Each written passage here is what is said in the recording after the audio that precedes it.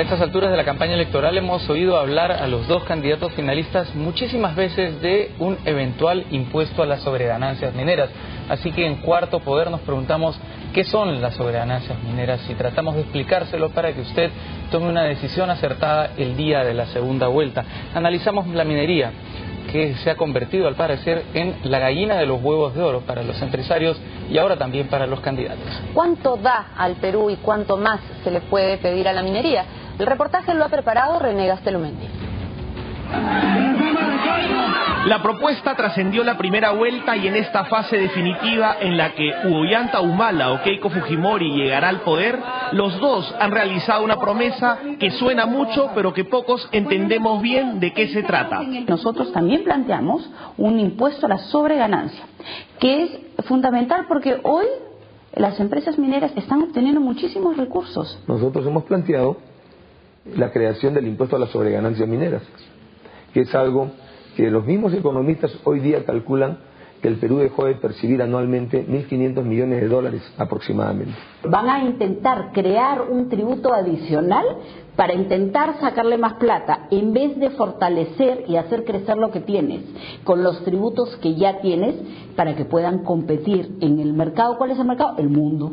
Si las empresas arrojan mayores ganancias por razones completamente ajenas a su esfuerzo, como es por ejemplo un aumento de los precios internacionales de los metales, el Estado tiene con todo derecho la posibilidad de decir que una parte de esas ganancias extraordinarias vayan al Estado vía impuestos, ¿no?, para poder financiar todos los programas sociales, ¿no?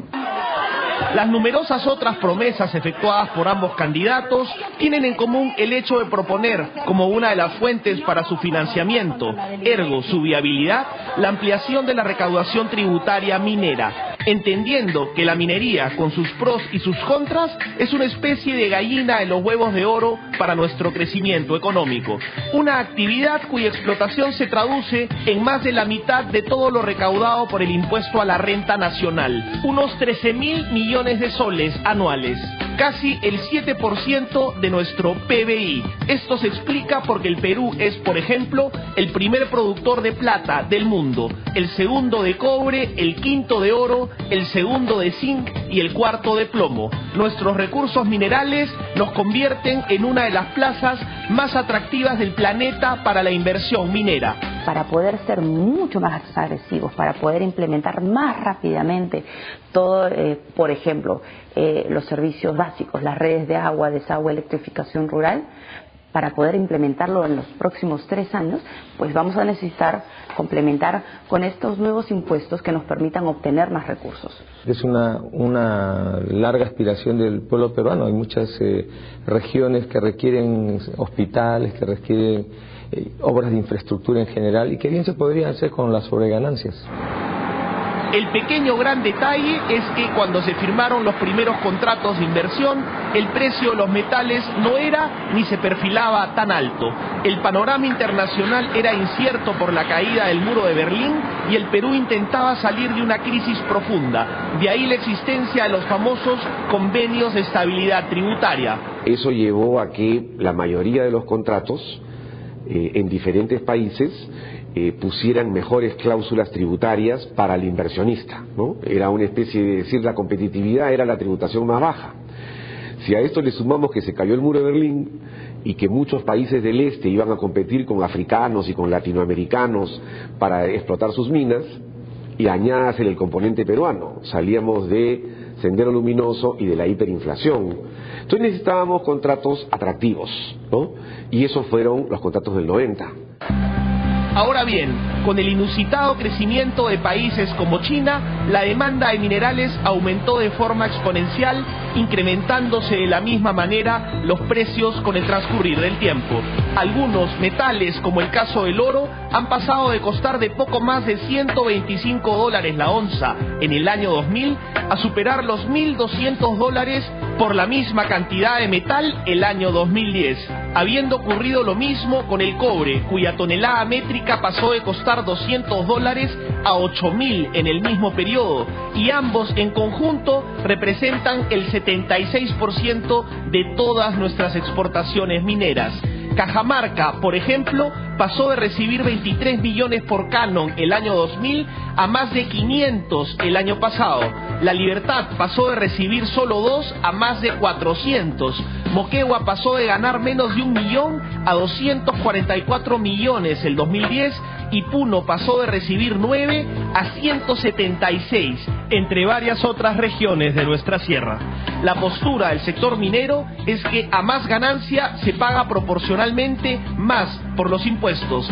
A mayor precio de los minerales, mayor recaudación. Estas sobreganancias no se deben al esfuerzo de la empresa, no es que la empresa haya invertido algo más, haya invertido en tecnología, no, son sobreganancias, son ganancias inesperadas, las cuales la empresa las lleva gratis sin haber hecho ningún esfuerzo. Entonces, en esas sobreganancias nosotros consideramos, como en la mayor parte de países del mundo, que el Estado también debe compartirlas. Pero somos conscientes que para poder implementar este impuesto a las sobreganancias tenemos que tomar en cuenta que competimos con otros países en el mundo, que competimos con Chile, con China, con Canadá, y sabemos que si nosotros subimos demasiado el impuesto, las inversiones no van a venir.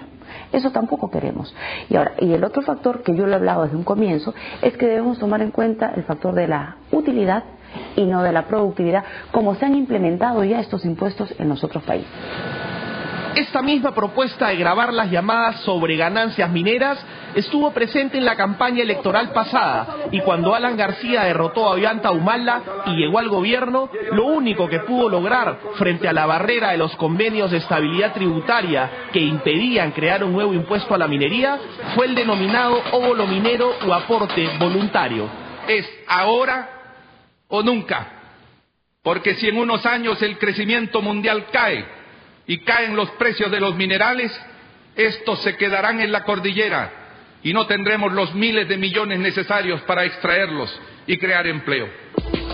El actual gobierno y las empresas mineras llegaron a un acuerdo: gravar apenas con el 3.7% sus jugosas utilidades, entre 500 y 2.500 millones de soles por año, dinero administrado por las propias empresas, destinado a proyectos de responsabilidad social en las comunidades aledañas y que tienen un nivel de ejecución del 75% como promedio.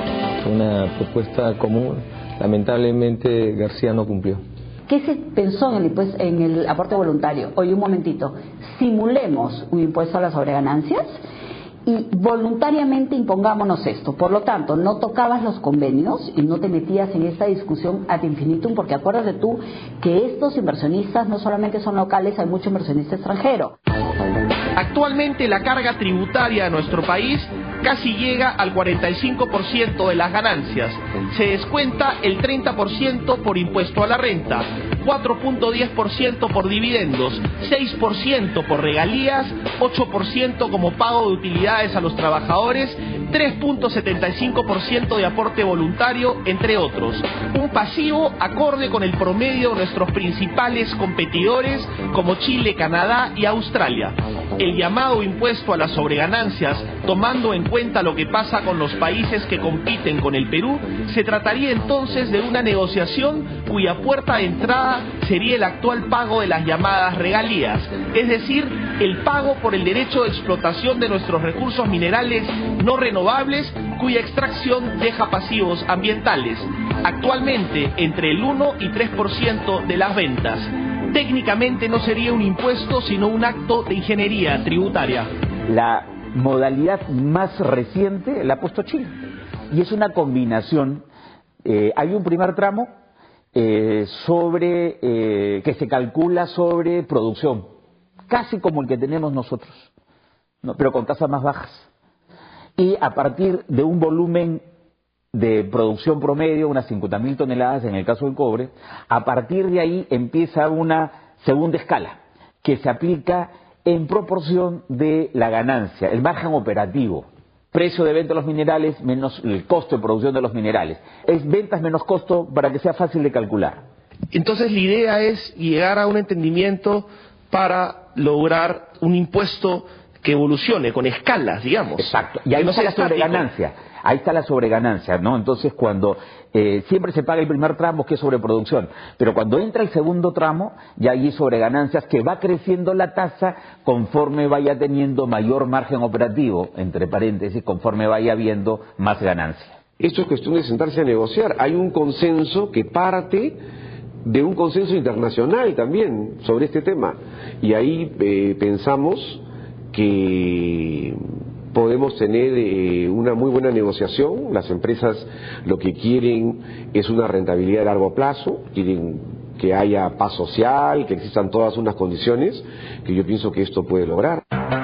Sin embargo, si bien hay consenso en ver la forma de obtener mayor recaudación de la actividad minera, lo cierto es que esta industria extractiva ha aportado al erario nacional por todo concepto en los últimos 10 años cerca de 54.000 millones de soles, de los cuales tanto las regiones, las municipalidades como el gobierno central habrían ejecutado, invertido o gastado apenas el 54% de dicha cantidad, lo cual implica un muy serio problema de gestión pública que se traduce en los anticuerpos que muchas poblaciones le tienen a la industria minera. ¿Qué hace el Estado peruano con la plata del canon? Se da la vuelta y la transfiere a las regiones, gobiernos locales, hasta las universidades. ¿Y qué hacen ellos con la plata? Nada, la guardan en el banco.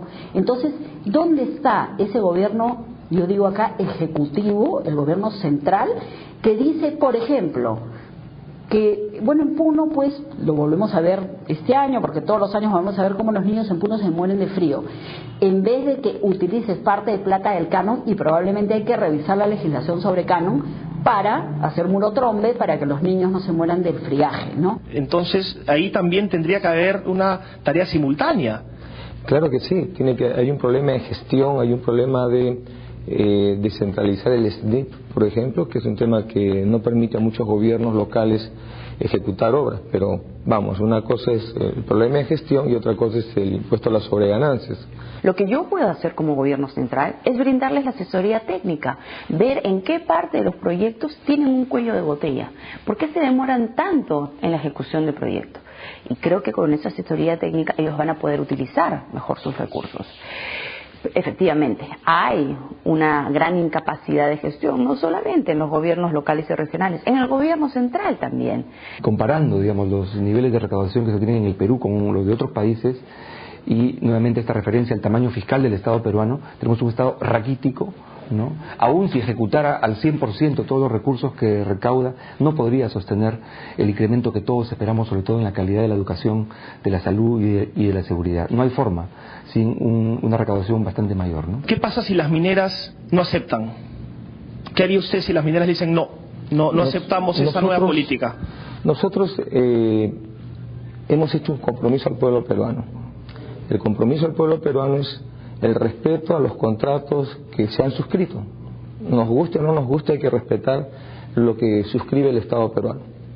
Lo que uno puede hacer es establecer un diálogo con las empresas, ¿no? Para buscar un punto de comunión, ¿no? Eso es lo que pensamos hacer, pero de ninguna manera nosotros entraríamos a tomar una medida unilateral. Eso no lo podemos hacer, porque hay que respetar los contratos.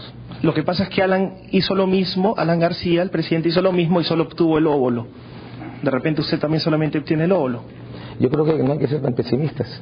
¿Qué pasaría si es que las empresas mineras no quieren sentarse a negociar o no quieren ceder en ese aspecto? Bueno, en principio, gran parte de los contratos van a vencer en los próximos 40 meses. O sea, el Estado tiene una gran capacidad de negociar en estos momentos. Y tenemos que tener un Estado fuerte, que se preocupe por la población, no por las mineras, por favor. Acá tenemos que tener las cosas bien en claro. Tenemos 10 millones de peruanos que viven en situación de pobreza. En los próximos años hay más de 14 convenios de estabilidad tributaria por vencer y se estima que la inversión en este sector podría superar los 40.000 millones de dólares. Toda una fuente de financiamiento en potencia. La gran pregunta es, ¿a cuál de los dos candidatos preferirían las mineras en el poder?